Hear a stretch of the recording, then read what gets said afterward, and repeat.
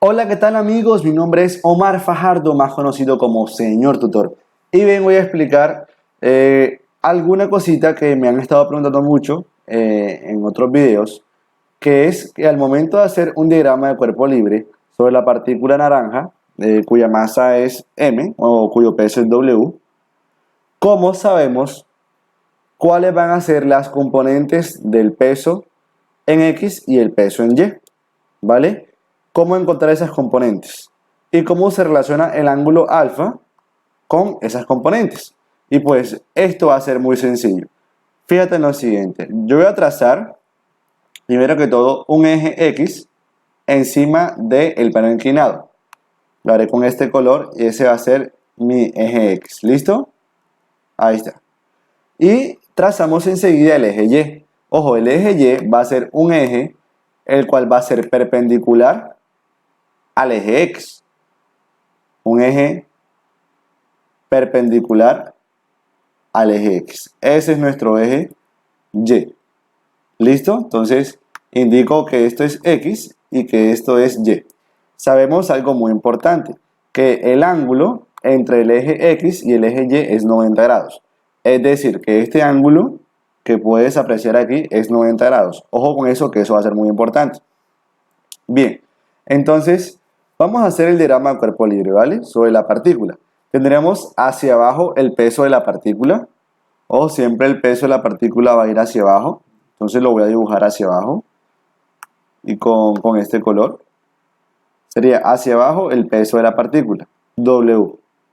Tendríamos dos componentes. Una componente en el eje de las Y y una componente en el eje de las X.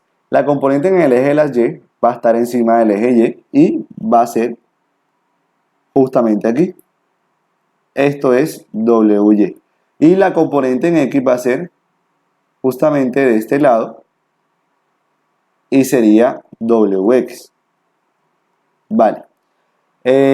Muchos profesores dicen de una vez, no, siempre el ángulo que forma el plano inclinado con la horizontal, o sea, en este caso el ángulo alfa, siempre va a ser el ángulo entre el vector W y su componente en el eje Y. O sea, este ángulo también va a ser alfa.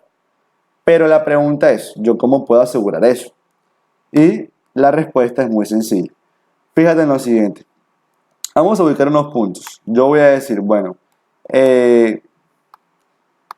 esto va a ser un punto A, esto va a ser un punto B, esto va a ser un punto C y esto va a ser un punto D. Bien, fíjate en el triángulo ABC, ¿vale?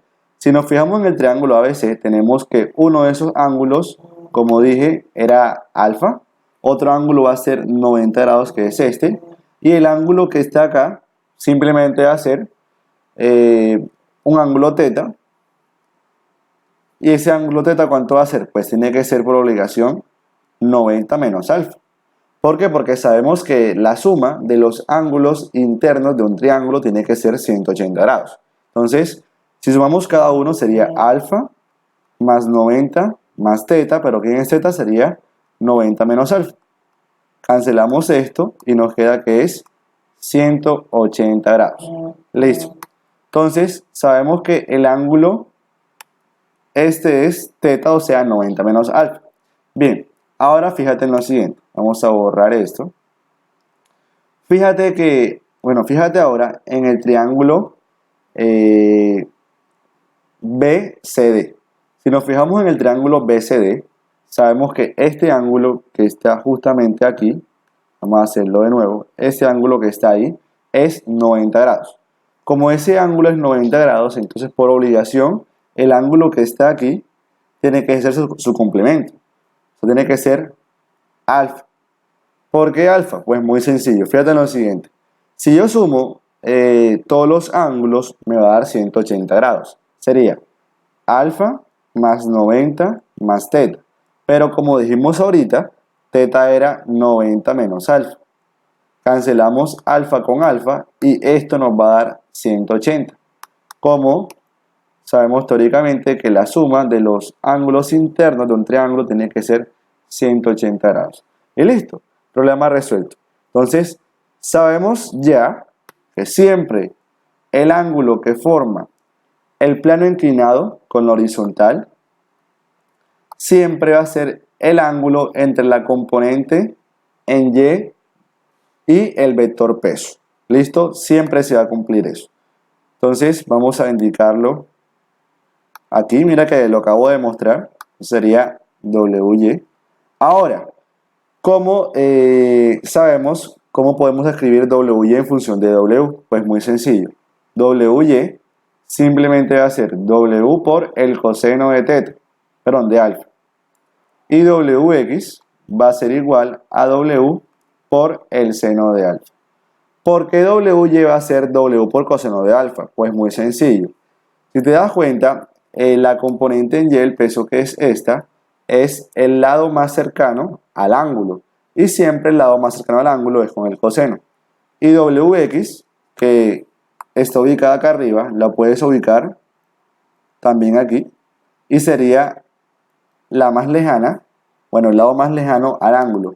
Y siempre que el más lejano, sabemos que el más lejano, perdón, es con el seno.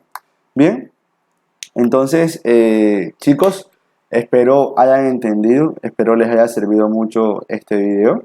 Nos vemos en el próximo. Hasta luego.